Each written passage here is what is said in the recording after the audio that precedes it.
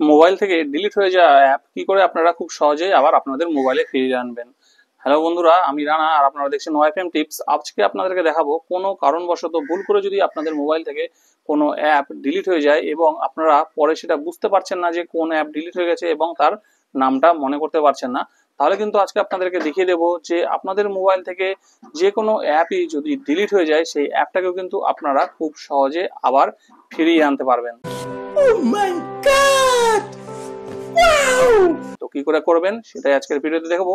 তো চলুন বন্ধুরা ভিডিওটি স্টার্ট করি। ভিডিও স্টার্ট করার আগে চ্যানেলে যদি নতুন হয়ে থাকেন চ্যানেলটিকে সাবস্ক্রাইব করে পাশে থাকা বেল আইকনটি প্রেস করে নেবেন, যাতে পরবর্তী ভিডিওর নোটিফিকেশন আপনারা পেয়ে যান। আর ভিডিওটি ভালো লাগলে ভিডিওটিকে লাইক করে সবার সঙ্গে শেয়ার করে তাদেরকেও দেখার সুযোগ করে দেবেন।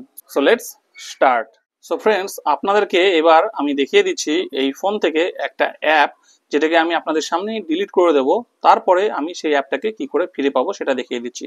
ধরুন আমি এখানে এই যে অ্যাপটা আছে এই অ্যাপটাকে আমি আনইনস্টল করে দেবো। আনইনস্টল আমি করে দিচ্ছি এখান থেকে, যেভাবে আনইনস্টল করতে হয় আনইনস্টল করে দিলাম।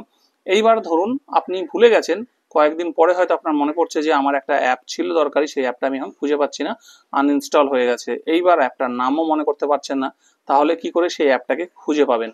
তো সেক্ষেত্রে কি করতে হবে এইবার আপনাদেরকে দেখিয়ে দিই। আমার অ্যাপটা কিন্তু ডিলিট হয়ে গেছে, ঠিক আছে। এইবার আমাদেরকে এই অ্যাপটাকে খুঁজে পাওয়ার জন্য প্রথমে চলে আসতে হবে প্লে স্টোরের মধ্যে।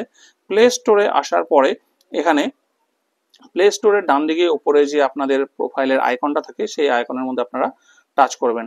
টাচ করার পরে এখানে অপশন পাবেন ম্যানেজ অ্যাপস অ্যান্ড ডিভাইস। এই অ্যাপস অ্যান্ড ডিভাইসের মধ্যে টাচ করবেন। টাচ করার পরে এইবার উপরে একটা অপশন পাবেন দেখুন ম্যানেজ, এই ম্যানেজের মধ্যে টাচ করবেন। ম্যানেজে টাচ করার পরে এখানে এরকম ইন্টারফেস আসবে। এইবার দেখুন এখান থেকে একটা অপশন আসবে দিস ডিভাইস, এর পাশে একটা অ্যারো আছে, এই অ্যারোতে টাচ করবেন।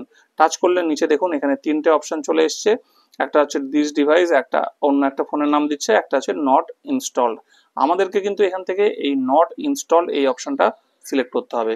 সিলেক্ট করার পরে এইবার দেখুন এখানে অ্যাপসের লিস্ট আমাদের চলে এসছে, ঠিক আছে। এইবার কি করবেন, এবার দেখুন ডান দিকে একটা অপশন দেখতে পাচ্ছেন নেম, এই নেমের মধ্যে টাচ করবেন। টাচ করে এখানে রিসেন্টলি আপডেটেড এই অপশনটা সিলেক্ট করবেন। তাহলে কি হবে যে লাস্ট যেসব অ্যাপগুলো ডিলিট করা হয়েছে সেগুলো প্রথমে থাকবে, তারপরে ধীরে ধীরে নিচেরগুলো থাকবে। তো এখানে আমি সিলেক্ট করলাম।